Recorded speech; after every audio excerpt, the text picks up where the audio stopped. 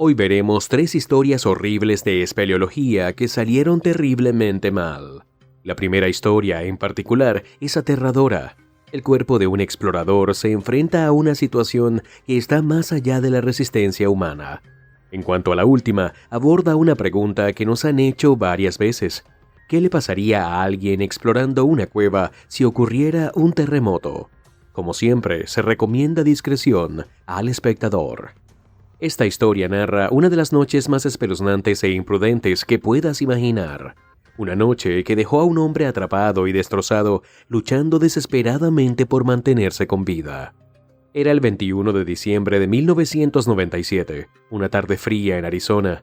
Brandon Silverhorn, Christopher Reed, Gus Hansen, John Salazar y Jeremy Platt decidieron dirigirse a Safford Shapes, un área desolada también conocida como Red Nest. Este lugar no era un típico punto de reunión, era un pasaje de pozos profundos de entre 12 y 18 metros, tallados en el lecho endurecido de lo que alguna vez fue un antiguo lago. Uno de estos pozos estaba cubierto por una capa de roca de más de 1 metro de espesor, debajo de la cual había 18 metros de limo. Un lugar extraño para una aventura nocturna, pero era exactamente lo que buscaban estos jóvenes. Llegaron alrededor de las 9 p.m., armados con gasolina y algunas ideas cuestionables.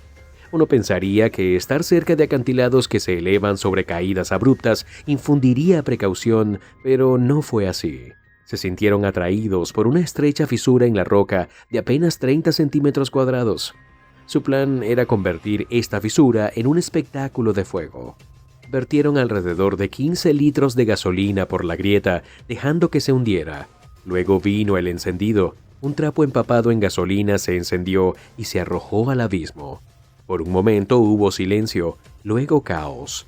El suelo literalmente estalló. Fuego y escombros se dispararon al aire como un geyser infernal. La grieta se ensanchó en un instante, convirtiéndose en un enorme agujero. La fuerza de la explosión arrojó a 4 de los hombres hacia atrás, dejándolos magullados, raspados y desorientados. Pero Brandon Silverhorn no tuvo tanta suerte. Estaba cerca del borde, mirando hacia abajo, cuando la explosión golpeó. Sus pies se dieron por el impacto. Rodó y cayó en picado por el pozo, desapareciendo en la tierra, cayendo directamente 12 metros por una grieta inclinada. El aterrizaje fue brutal. Su pierna golpeó primero, con un chasquido repugnante cuando se rompió bajo su peso. Se deslizó aún más hacia la grieta, su cuerpo torcido en un ángulo antinatural. Rocas y tierra se derramaron detrás de él, sujetándolo en su lugar. Entonces llegó el verdadero horror. Una enorme losa de roca de 90 centímetros de grosor se deslizó y aterrizó encima de todo, enterrándolo y sellándolo como una tumba. Los demás corrieron hacia el borde, gritando su nombre. El polvo y el humo llenaban el aire, haciendo imposible ver algo abajo. Brandon estaba encajado en la grieta, su cuerpo torcido contra la pared de roca. Su pierna rota le provocaba un dolor insoportable y la presión del peso sobre él tensaba sus riñones y abdomen, dificultando cada respiración. El polvo le llenaba la garganta, haciéndole casi imposible gritar. La losa de roca era como una tapa de ataúd que lo mantenía atrapado. Los otros hombres, presa del pánico, intentaron rescatarlo, pero la magnitud de la situación superaba sus habilidades. Sin otra opción, corrieron hacia su coche y regresaron rápidamente a la ciudad para buscar ayuda. Los rescatistas llegaron en 1 hora. Al ver la escena, supieron que enfrentaban una larga y peligrosa noche. La losa de roca que cubría a Brandon no solo era pesada, sino que estaba encajada en la grieta como si fuera parte de la tierra misma. Sabía que debían actuar rápidamente. Las heridas de Brandon, el frío y el peso de los escombros podían matarlo si no llegaban a él a tiempo. Se colocó un trípode sobre el abismo y comenzaron a evaluar la situación. Los rescatistas empezaron a cincelar los bordes de la losa para aflojarla. Cada golpe enviaba más escombros cayendo hacia la grieta. Una vez que tuvieron suficiente espacio libre, aseguraron un sistema de poleas sobre el trípode. Tomó la fuerza combinada de 6 hombres, tirando con todas sus fuerzas para levantar la losa centímetro a centímetro. Finalmente, con un último tirón, lograron moverla. Con la losa removida, comenzó la excavación. Trabajaron cuidadosamente alrededor de Brandon, quitando rocas y tierra a mano, con movimientos deliberados para no causar más lesiones ni provocar un colapso. Mientras tanto, Brandon soportaba lo inimaginable. Su pierna rota gritaba con cada leve movimiento. Su garganta estaba seca por el polvo y su cuerpo luchaba contra la hipotermia. Pasaban las horas y el tiempo parecía detenerse. Brandon entraba y salía de la conciencia, el dolor y el frío luchaban por dominarlo. Finalmente, después de horas de arduo esfuerzo, los rescatistas lograron llegar hasta él. Cuando lo encontraron vivo, estaban atónitos. Por todos los informes, Brandon debería haber muerto, aplastado, asfixiado o sucumbiendo a sus heridas.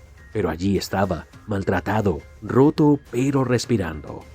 La etapa final del rescate implicaba asegurar a Brandon con cuerdas. Con mucho cuidado, los rescatistas maniobraron un arnés alrededor de su cuerpo inerte, asegurándose de que su pierna rota estuviera inmovilizada.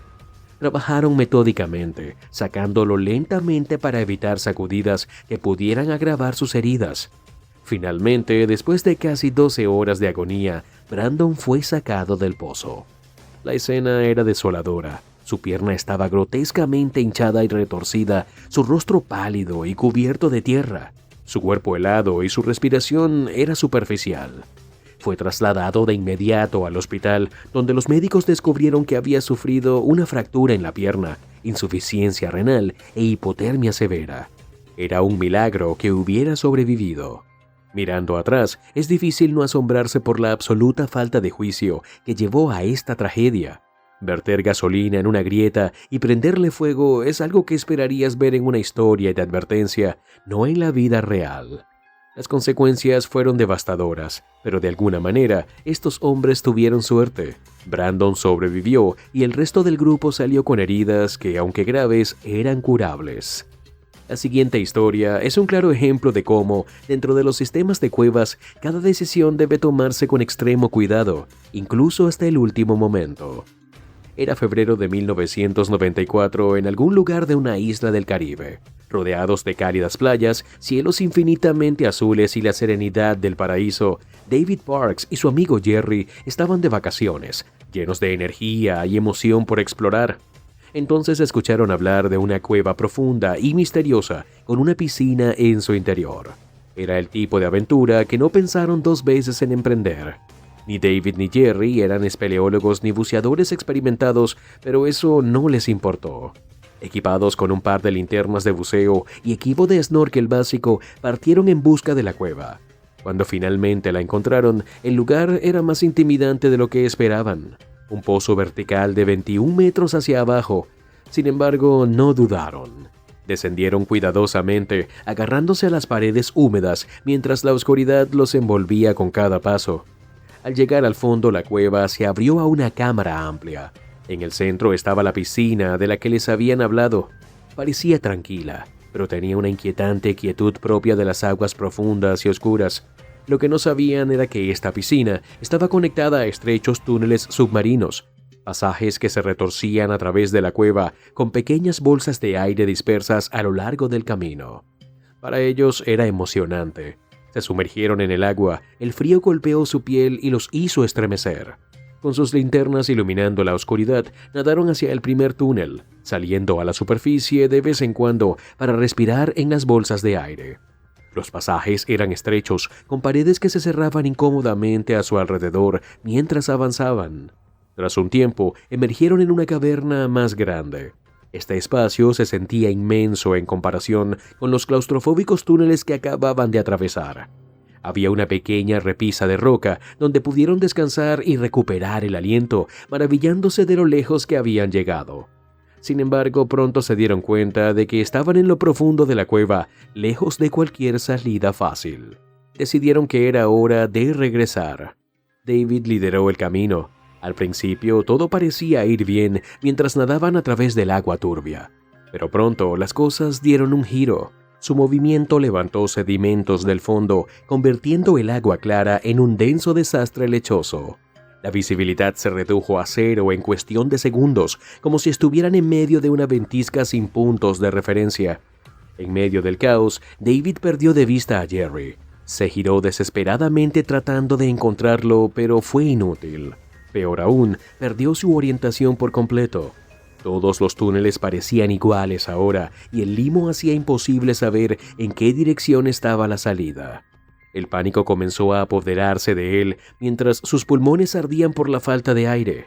Sin darse cuenta, estaba nadando más profundamente en la cueva en lugar de salir. Cuando creyó que ya no podía contener la respiración, su mano rompió la superficie de una pequeña bolsa de aire. Subió demasiado rápido y golpeó su cabeza contra una estalactita. El dolor fue agudo, pero el alivio de poder respirar lo superó. La bolsa de aire era pequeña, el techo lo presionaba como la tapa de un ataúd. El aire era viciado y apenas suficiente para llenar sus pulmones. El silencio era ensordecedor y cada segundo que permanecía allí se sentía como una cuenta regresiva hacia el final. Mientras tanto, Jerry había logrado regresar a la entrada de la cueva. Salió a la superficie y esperó, convencido de que David lo seguiría. Pero los minutos pasaron y cuando no apareció, el pánico se apoderó de él. Gritó dentro del túnel, iluminándolo con su linterna de buceo, con la esperanza de ver algún movimiento. David sabía que no podía quedarse en la bolsa de aire mucho más tiempo. El aire no era respirable y sus opciones se agotaban. Se volvió a poner la máscara, apagó su luz y se sumergió nuevamente, con la esperanza de ver un destello de la linterna de Jerry. Entonces lo vio, un débil resplandor en la distancia, apenas visible, pero suficiente. Tomando una profunda bocanada de aire, se empujó desde la plataforma de roca y nadó hacia la luz. Sus pulmones gritaban por aire, mientras su cuerpo luchaba por no rendirse. Finalmente su cabeza rompió la superficie, siendo recibido por el haz de luz de la linterna de Jerry. Estaba exhausto, temblando y jadeando. Jerry lo sacó del agua y juntos subieron de vuelta por el pozo, el peso de lo ocurrido hundiéndose en cada paso. Cuando finalmente emergieron a la luz del sol, se sintió como despertar de una pesadilla. Más tarde, compartieron la experiencia con buceadores experimentados, quienes les explicaron lo afortunados que habían sido. Esas bolsas de aire en las que confiaron no siempre contenían aire respirable, y el limo que levantaron podría haber permanecido suspendido durante días, haciendo imposible encontrar la salida. David y Jerry habían sobrevivido, pero sabían que podrían haber sido al revés con la misma facilidad. La cueva casi los devoró, dejándoles una lección inolvidable. La tierra no se preocupa por tus planes. Si no estás preparado, te tragará por completo. Aunque los geólogos afirman que el lugar más seguro durante un terremoto es dentro de una cueva, esta pesadilla de la espeleología cuenta una historia diferente. Era el fin de semana del Día de los Caídos de 1980. Un equipo del grupo Mother Lot Grotto se propuso explorar la cueva conocida como Charf Cave en el Parque Nacional de Kings Canyon. El grupo, formado por Dave Cowan, Paul Graves, Jack Aspa, Bob Pine y Eric Popoff, era experimentado, quizás incluso un poco confiado. No eran novatos, sabían lo que hacían, pero como suele suceder, ninguna cantidad de preparación puede igualar a lo que la naturaleza a veces te arroja.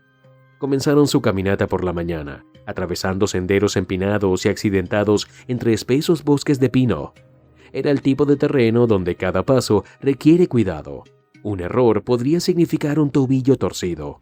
Aún así, los ánimos eran altos. Reían, bromeaban y disfrutaban de la belleza del día mientras imaginaban la aventura que los esperaba bajo tierra. Llegaron a la cueva alrededor de las 9:30 am llenos de emoción.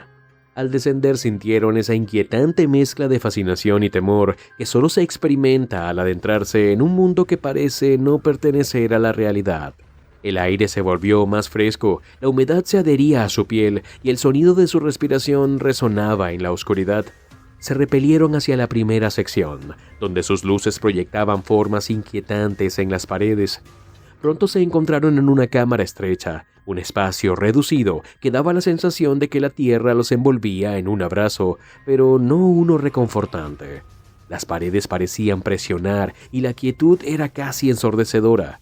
Entonces ocurrió. Un estruendo profundo rompió el silencio. No era como nada que hubieran sentido antes.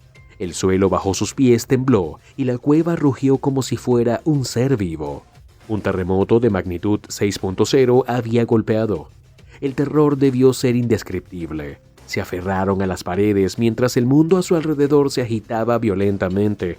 El polvo llenó el aire, las rocas se aflojaron y cayeron, y el techo crujía como si estuviera a punto de derrumbarse. Finalmente, el temblor se detuvo, dejando un inquietante silencio.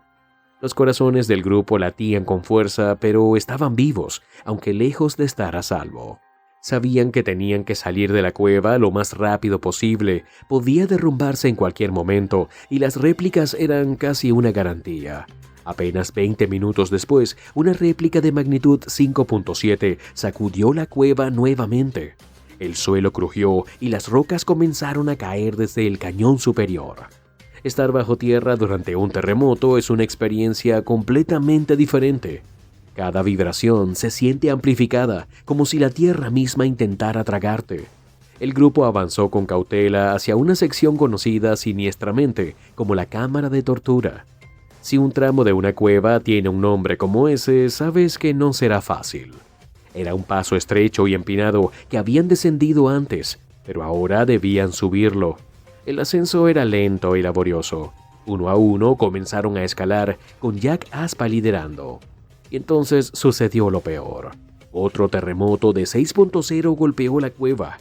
El suelo tembló violentamente y Jack perdió el control. Resbaló, estrellándose contra la roca mientras caía por el canal. Finalmente quedó encajado entre dos piedras, atrapado y rodeado de caos. El resto del grupo luchaba por mantenerse en pie mientras el polvo y las piedras caían como una cascada. Jack gritaba, su voz resonando por la cueva. Estaba inmovilizado, atrapado y aterrorizado mientras el estruendo continuaba. Cuando el temblor se detuvo, los demás corrieron a ayudarlo. Se necesitó una combinación de coordinación con cuerdas y pura fuerza de voluntad para liberarlo. Jack estaba golpeado, magullado y completamente sacudido, probablemente cuestionando cada decisión que lo llevó a esa cueva. Pero no había tiempo para detenerse. Tenían que seguir adelante. A medida que se acercaban a la entrada, la tierra temblaba una y otra vez. Las réplicas los obligaban a detenerse, abrazar la fría roca y rezar para que las paredes no colapsaran. Cada paso era una apuesta. ¿Sería el siguiente su último? Finalmente, tras lo que debió sentirse como una eternidad, vieron la luz del día, ese débil y bendito resplandor de libertad. Se tambalearon hacia la salida, golpeados, ensangrentados, pero vivos. Justo cuando salieron, la tierra dio una última sacudida con una réplica de 5.7, haciendo que más rocas cayeran detrás de ellos. Apenas lo lograron. La Church Cave no se derrumbó, pero estuvo cerca. Y esos hombres salieron marcados por ese día, no solo con cicatrices físicas, sino con el recuerdo de lo cerca que estuvieron de ser enterrados vivos.